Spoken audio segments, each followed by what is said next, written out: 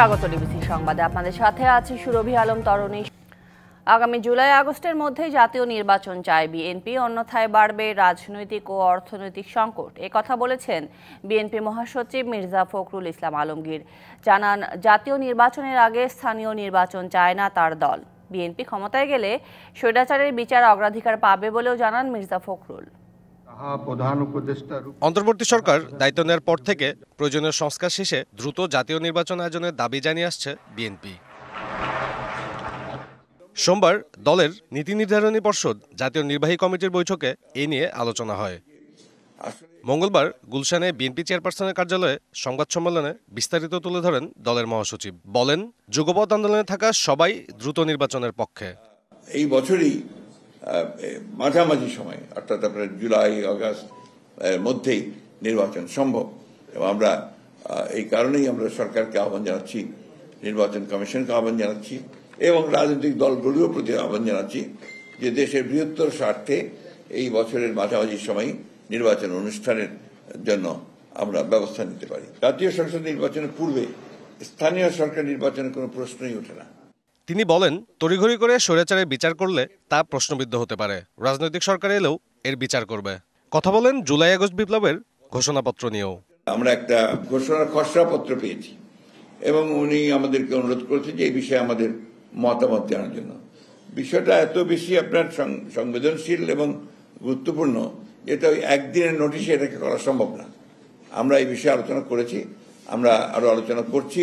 আমাদের উপরে তো অত্যাচারটা সবচেয়ে বেশি হয়েছে, তা আমরা ফ্যাসিস্টদের বিচার করবো না তো কে বিচার করবে আর যদি আমরা ক্ষমতায় আসি? বাজারে দামের ঊর্ধ্বগতির মধ্যে নতুন করে বেশ কিছু পণ্য সেবায় ভ্যাট এবং শুল্ক বাড়ানোর সমালোচনা করেন বিএনপি মহাসচিব। দ্রব্যমূল্যের ক্রমাগত যে ঊর্ধ্বগতি, এই ঊর্ধ্বগতিতে আমরা গভীর উদ্বেগ প্রকাশ করা হয়েছে। একদিকে নিত্য প্রয়োজনীয় দ্রব্যাদির মূল্য বৃদ্ধি, ক্রমবর্ধমান মুদ্রাস্ফীতি, অন্যদিকে ভ্যাট ও অন্যান্য করের হার বৃদ্ধি অর্থনীতির নেতিবাচক প্রভাব ফেলবে বলে সবাই মনে করে। ভারতের সাথে হওয়া চুক্তি জনসম্মুখে তুলে ধরার আহ্বান জানান মির্জা ফখরুল। সাব্বির রোজ, ডিবিসি নিউজ, ঢাকা। বাংলাদেশে জাতীয় নির্বাচন কবে হবে তা ঠিক করবে সরকার ও রাজনৈতিক দলগুলো। কথা বলেছেন ঢাকায় জাতিসংঘের আবাসিক সমন্বয়কারী গোয়েন লুইস। ইউএনডিপি প্রতিনিধি দল সব রাজনৈতিক দলের সাথে বৈঠক করবে বলেও জানান তিনি। এদিকে নির্বাচন কমিশন সচিব জানিয়েছেন, প্রধান উপদেষ্টা ঘোষিত সময়ে নির্বাচনের প্রস্তুতি নিচ্ছে ইসি। এজন্য জাতিসংঘের সহায়তা চাওয়া হয়েছে। ত্রয়োদশ জাতীয় সংসদ নির্বাচনে সহায়তা দিতে চায় ইউএনডিপি। এরই অংশ হিসেবে মঙ্গলবার সকালে রাজধানীর আগারগাঁওয়ে নির্বাচন কমিশন কার্যালয়ে ইসির সাথে বৈঠক করে তাদের প্রতিনিধি দল। বৈঠক শেষে ইসি সচিব জানান, প্রধান উপদেষ্টা ঘোষিত সময় অনুযায়ী জাতীয় নির্বাচনের প্রস্তুতি নিচ্ছে কমিশন, আর এজন্যই ইউএনডিপির কাছে চাওয়া হয়েছে প্রযুক্তি সহায়তা। চিফ অ্যাডভাইজার স্যার উনি যে একটা উইন্ডো দিয়েছেন, সেই উইন্ডো নিয়ে আমরা কাজ করছি। ইলেকশন প্রসেসের বিষয়ে আমরা সহযোগিতা চেয়েছি। সেই সহযোগিতা প্রাতিষ্ঠানিক, কমিউনিকেশন রিলেটেড, হার্ডওয়্যার, সফটওয়্যার ইত্যাদি বিষয়ে ওনারা এই জিনিসটা পর্যালোচনা করার জন্য এসছেন। পরে জাতিসংঘের আবাসিক সমন্বয়কারী জানান, নির্বাচন কমিশন কি চায় তার উপর নির্ভর করছে ইউএনডিপির সহযোগিতা। জাতীয় নির্বাচন উপলক্ষে ভোটার তালিকার হালনাগাদ কার্যক্রমে কারিগরি ও প্রযুক্তিগত সহায়তা দিবে জাতিসংঘ।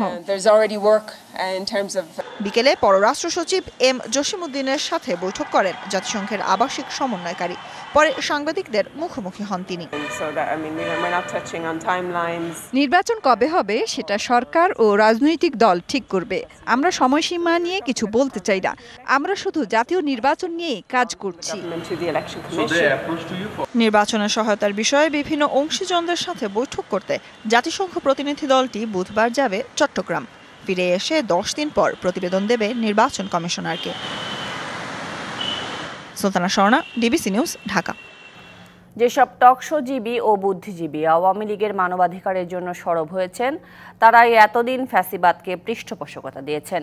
ফ্যাসিবাদের পক্ষে যেসব কলম দিয়ে লেখা হবে সেগুলো ভেঙে দেওয়ার হুঁশিয়ারি দিয়েছেন বৈষম্য বিরোধী ছাত্র আন্দোলনের আহ্বায়ক হাসনাত আব্দুল্লাহ। সকালে নারায়ণগঞ্জে জুলাই বিপ্লবের ঘোষণাপত্রের সমর্থনে পথসভায় এই হুঁশিয়ারি দেন তিনি। আপনারা ফেসিবাদের পক্ষে যে কলমগুলো এখন আবার লিখবে, আমরা সেই কলমগুলোকে আমরা ভেঙে দিব। ফেসিবাদের পক্ষে যেসব মিডিয়া কথা বলবে, আমরা সেই মিডিয়ার বিপক্ষে আমাদের অবস্থান আমাদের অব্যাহত থাকবে। ফেসিবাদের পক্ষে যেসব মগজ আবার তাদের চিন্তা প্রসূত করবে, আমরা সেসব চিন্তার বিপক্ষে আমাদের শক্ত অবস্থান থাকবে। বহুল আলোচিত 10 ট্রাক অস্ত্র চোরাচালানের ঘটনায় অস্ত্র আইনে করা মামলার যাবজ্জীবন সাজা থেকেও খালাস পেয়েছেন বিএনপি নেতা ও সাবেক স্বরাষ্ট্র প্রতিমন্ত্রী লুৎফুজ্জামান বাবর। খালাস পেয়েছেন আরও 4 জন। এর আগে একই ঘটনায় বিশেষ ক্ষমতা আইনের মামলায় খালাস পাওয়ায় বাবরের কারামুক্তিতে আর কোনো বাধা নেই বলে জানিয়েছেন আইনজীবীরা। এছাড়া ভারতের বিচ্ছিন্নতাবাদী সংগঠন উলফার সামরিক কমান্ডার পরেশ বড়ুয়া সহ 5 জনের সাজা কমানো হয়েছে। 2004 সালের 1 এপ্রিল মধ্যরাত চট্টগ্রামের ইউরিয়া সার কারখানার জেটিতে খালাসের সময় আইনশৃঙ্খলা বাহিনী জব্দ করে 10 ট্রাক অস্ত্রের চালান। এই ঘটনায় বন্দরনগরী কর্ণফুলী থানায় অস্ত্র আইন ও বিশেষ ক্ষমতা আইনে চোরাচালানের অভিযোগ এনে 2টি মামলা করা হয়, যা 10 ট্রাক অস্ত্র মামলা নামে পরিচিত। আলোচিত এই মামলার তদন্ত শুরু হয় বিএনপি সরকারের সময়। পরবর্তীতে 1-11 সরকারের সময় মামলার অভিযোগপত্র দেয়া হয়। শুরু হয় বিচার। 28 জনের সাক্ষ্য গ্রহণ শেষ হলে আওয়ামী লীগ সরকার ক্ষমতায় এসে নতুন করে শুরু করে তদন্ত। তখন অভিযুক্ত করা হয় সাবেক স্বরাষ্ট্র প্রতিমন্ত্রী লুৎফুজ্জামান বাবর, সাবেক শিল্পমন্ত্রী মতিউর রহমান নিজামী সহ বেশ কয়েকজনকে। চূড়ান্ত বিচারে অস্ত্র চোরাচালানের মামলায় লুৎফুজ্জামান বাবর, মতিউর রহমান নিজামী, উলফা নেতা পরেশ বড়ুয়া সহ 14 জনকে মৃত্যুদণ্ড দেয় আদালত। আর অস্ত্র আইনের মামলায় একই আসামিদের দেয়া হয় যাবজ্জীবন। বিচারিক আদালতের রায়ের পর আপিল করেন দণ্ডপ্রাপ্ত আসামিরা। মঙ্গলবার অস্ত্র আইনের মামলায় যাবজ্জীবন সাজা থেকে খালাস পান সাবেক স্বরাষ্ট্র প্রতিমন্ত্রী লুৎফুজ্জামান বাবর সহ 5 জন। এই মামলায় খালাস পেয়েছেন জনাব লুৎফুজ্জামান বাবর, জনাব মহসিন তালুকদার, জনাব একেএম এনামুল হক এবং জনাব রেজ্জাকুল হায়দার এবং জনাব নুরুল আমিন। এই 5 জন খালাস পেয়েছেন। আইনজীবী জানান, বাবরের বিরুদ্ধে আনা 2টি অভিযোগে ভিত্তিহীন মনে করছে আদালত। 78 দিন রিমান্ডে থাকার সময় জোর করেও বেগম খালেদা জিয়া ও তারেক রহমানকে জড়িয়ে মিথ্যা বক্তব্য কিংবা রাজসাক্ষী করাতে পারেনি রাষ্ট্রপক্ষ। এই 78 দিন রিমান্ডে রাখা অবস্থায় ওনাকে বারবার রাষ্ট্রপক্ষ চাপ দিয়েছে তিনি যেন তৎকালীন মাননীয় প্রধানমন্ত্রী বেগম খালেদা জিয়ার বিরুদ্ধে জবানবন্দি প্রদান করেন। তিনি এই ধরনের স্টেটমেন্ট দিতে রাজি হননি। তিনি বলেছেন যে তাকে এই মামলায় আসামি করার পিছনে এইটাই মূল কারণ। 10 ট্রাক অস্ত্র চোরাচালানের 2টি মামলাতেই উচ্চ আদালত থেকে খালাস পাওয়ায় লুৎফুজ্জামান বাবরের মুক্তি পেতে আর কোনো বাধা নেই বলে জানান আইনজীবী। এখন আর জেল থেকে মুক্তি পেতে তার কোনো বাধা থাকবে না। Daud Khan, DBC news, Dhaka.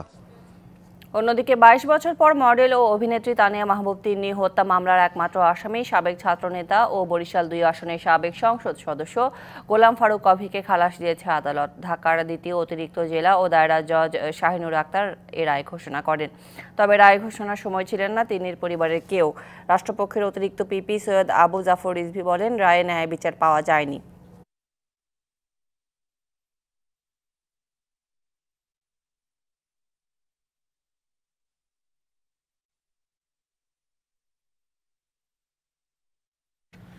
সীমান্তে ভারতের কাঁটাতারের বেড়া নির্মাণ বাংলাদেশ ভারতের বর্তমান নাজুক সম্পর্ককে আরও অস্থিরতায় ফেলে দিলেও আলোচনার পথ খোলা রয়েছে বলে মনে করেন আন্তর্জাতিক সম্পর্ক বিশ্লেষকরা।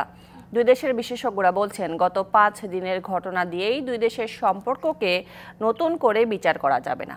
তবে এই ধরনের উত্তেজনায় ক্ষতি হয় 2 দেশেরই সাধারণ মানুষের। গেল শুক্রবার বাংলাদেশের চাঁপাইনবাবগঞ্জের শিবগঞ্জ উপজেলার চৌকা সীমান্তের ওপারে ভারতের সুখদেবপুর সীমান্তে ভারতীয় সীমান্তরক্ষী বাহিনীর কাঁটাতারের বেড়া নির্মাণ নিয়ে উত্তেজনা দেখা দেয়। 6 জানুয়ারির পর কুড়িগ্রাম ও নওগাঁ সীমান্তের ওপারেও কাঁটাতারের বেড়া তৈরির চেষ্টা করে বিএসএফ। মোট 5টি পয়েন্টে বেড়া নির্মাণের অভিযোগ বাংলাদেশের। তবে প্রতিবাদের মুখে শনিবার বেড়া নির্মাণ বন্ধ হয়ে যায়। রবিবার ঢাকায় নিযুক্ত ভারতীয় হাইকমিশনার প্রণয় ভার্মাকে তলব করে এ বিষয়ে উদ্বেগ জানায় ঢাকা। সোমবার দিল্লিতেও বাংলাদেশের ডেপুটি হাইকমিশনারকে তলব করে সাউথ ব্লক। এই পাল্টাপাল্টিতে কূটনৈতিক সম্পর্কের অবনতি হচ্ছে কতটা? বিশেষজ্ঞরা বলছেন, তলব মানেই তা নেতিবাচক নয়, খোলা রাখতে হবে আলোচনার পথও। আমাদের দেশে আবার তলব করাটাকে আবার নেগেটিভ হিসাবেই দেখে, নট নেসেসারিলি।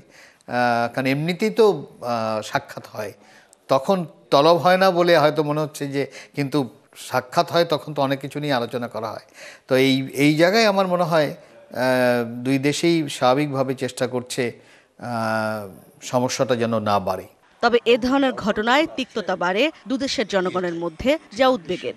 এই ধরনের টানাপোড়েনে আসলে কোনো দেশের সরকার বা জনগণের কারো কোনো উপকার হয় না, বরং দুদেশের জনগণের মধ্যে একটা তিক্ততা সৃষ্টি হয়ে যায়, যেটা ভবিষ্যতে আমাদের যে কোনো সম্পর্ক এগিয়ে নিতে খুব সহায়ক হবে না।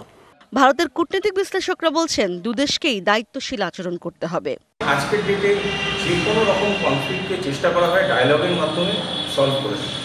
Bharatvarsha being a very responsible power সবসময় চেষ্টা করবে কথাবার্তার মধ্যে দিয়ে যা যা কনফ্লিক্ট আছে LOC or LAC between India and Bangladesh সেটাকে সলভ করে নেওয়ার, এবং আশা করা যেতে পারে বাংলাদেশ একটা দায়িত্বপূর্ণ দেশ হিসাবে তাতে প্রপারলি রেসপন্স করবে।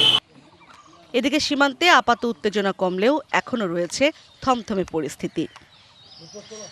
ইশরাত জাহান উর্মি, ডিবিসি নিউজ, ঢাকা। অন্যদিকে সীমান্তে এখন কোনো উত্তেজনা নেই, পরিস্থিতি স্থিতিশীল রয়েছে বলে দাবি করেছেন স্বরাষ্ট্র উপদেষ্টা অবসরপ্রাপ্ত লেফটেন্যান্ট জেনারেল জাহাঙ্গীর আলম চৌধুরী। এ সময় তিনি আরও বলেন, আগামী মাসে বিজিবি ও বিএসএফ এর মধ্যে ডিজি পর্যায়ের মিটিংয়ে বিষয়টি নিয়ে আলোচনা করা হবে। দুপুরে ময়মনসিংহে এক মতবিনিময় সভা শেষে সাংবাদিকদের এসব কথা বলেন তিনি। এখন কোনো উত্তেজনা নাই, এখন পরিস্থিতি মোটামুটি স্বাভাবিক অবস্থায় আছে।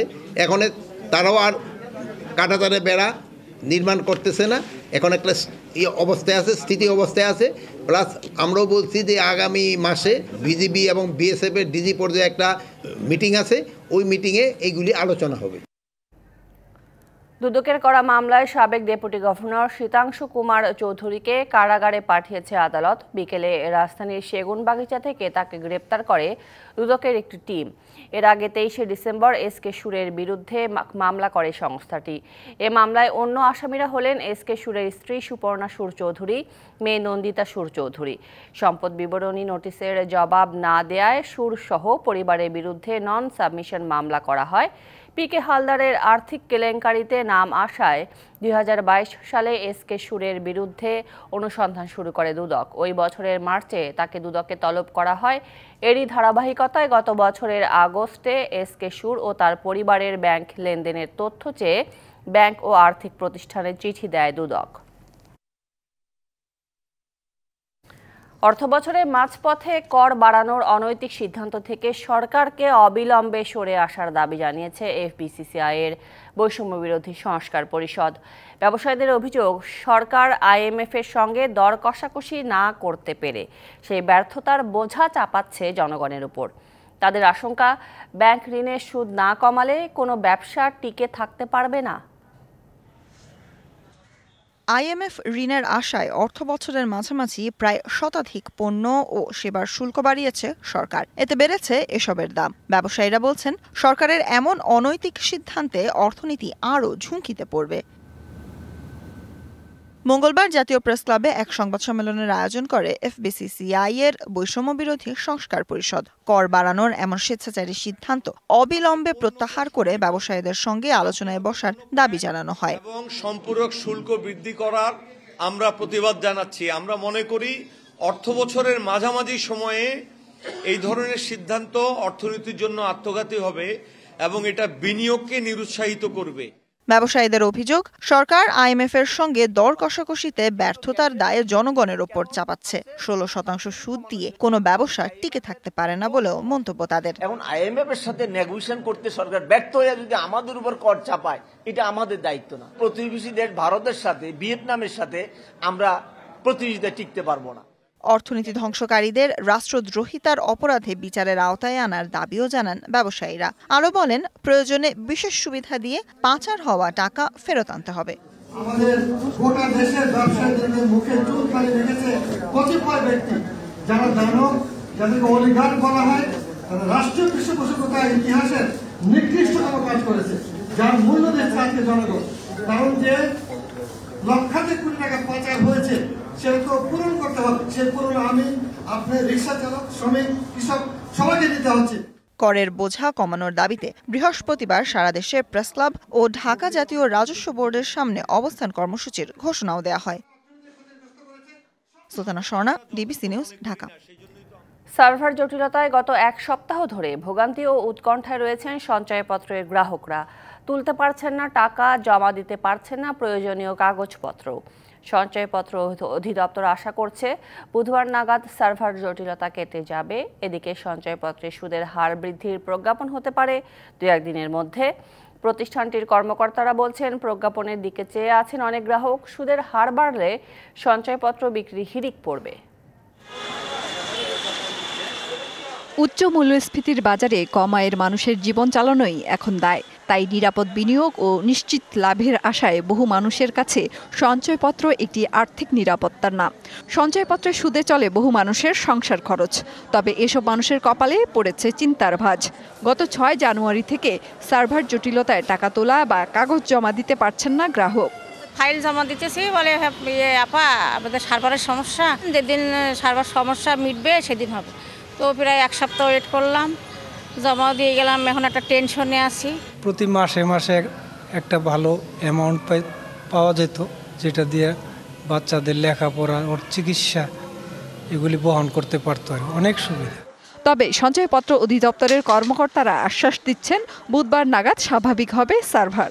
সার্ভারটা উন্নয়নের কাজ চলতেছে।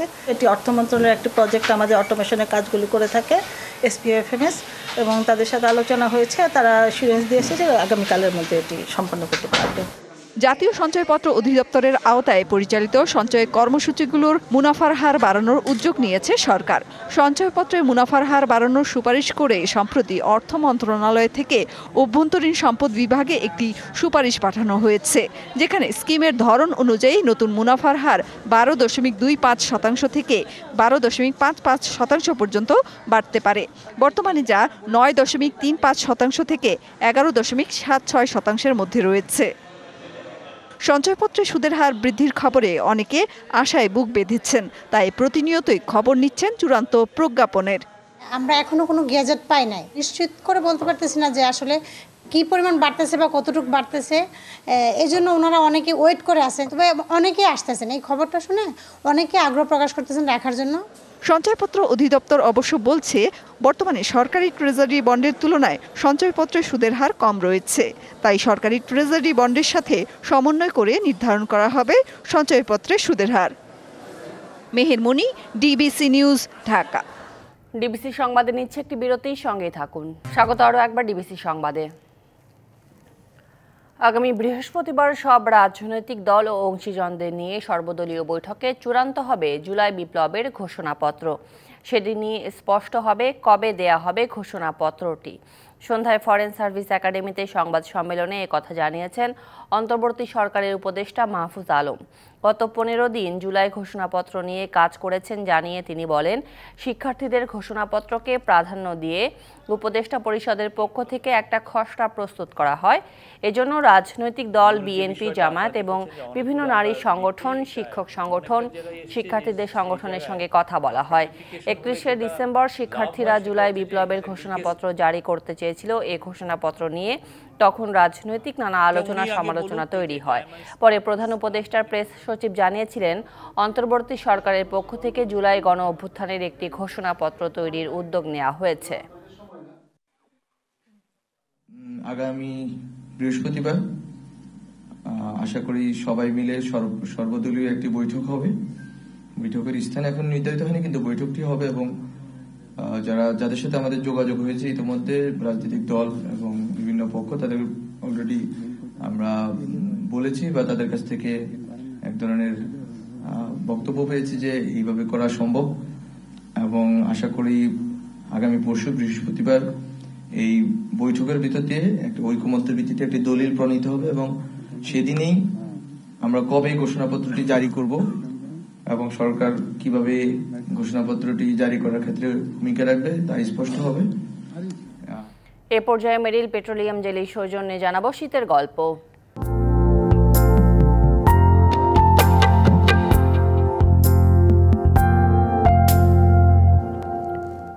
বেশ কয়েকদিন পর পঞ্চগড়ে আবারও বইছে মৃদু শৈত্যপ্রবাহ। রেকর্ড করা হয়েছে 9.6 ডিগ্রি সেলসিয়াস তাপমাত্রা। রাত থেকে ভোর পর্যন্ত ঘন কুয়াশায় ছেয়ে যায় জেলার সব সড়ক মহাসড়ক। তবে বেলা বাড়ার সাথে সাথে কুয়াশার পরিমাণ কমতে থাকে। হিমালয় থেকে আসা হিমেল হাওয়া শীতের তীব্রতা বাড়িয়ে দিচ্ছে। বেলা বাড়ার সাথে সাথে সূর্যের দেখা মিললেও কাঙ্ক্ষিত উত্তাপ ছড়াতে না পারায় শীত অনুভূত হচ্ছে। বাতাসে আর্দ্রতা 99%। কনকনে ঠান্ডায় কাজে বের হতে বিড়ম্বনায় পড়ছেন স্বল্প আয়ের মানুষ। তবে শীত বা কুয়াশা যাই থাকুক, থেমে থাকছে না জনজীবন। ছিন্নমূল মানুষদের সহায়তায় কার্যক্রম অব্যাহত রেখেছে সরকারি ও বেসরকারি সংগঠনগুলো। এদিকে চুয়াডাঙ্গায় রেকর্ড করা হয়েছে 12.4 ডিগ্রি সেলসিয়াস তাপমাত্রা। কুয়াশা ও বাতাসের প্রভাব তেমন না থাকায় স্বাভাবিক রয়েছে জনজীবন। তবে হাসপাতালগুলোতে বেড়েছে ঠান্ডাজনিত রোগী। বিশেষ করে শিশু ও বয়স্করা আক্রান্ত হচ্ছেন ডায়রিয়া ও ঠান্ডাজনিত জ্বরে। এ পর্যায়ে জানাবো সংস্কৃতির খবর।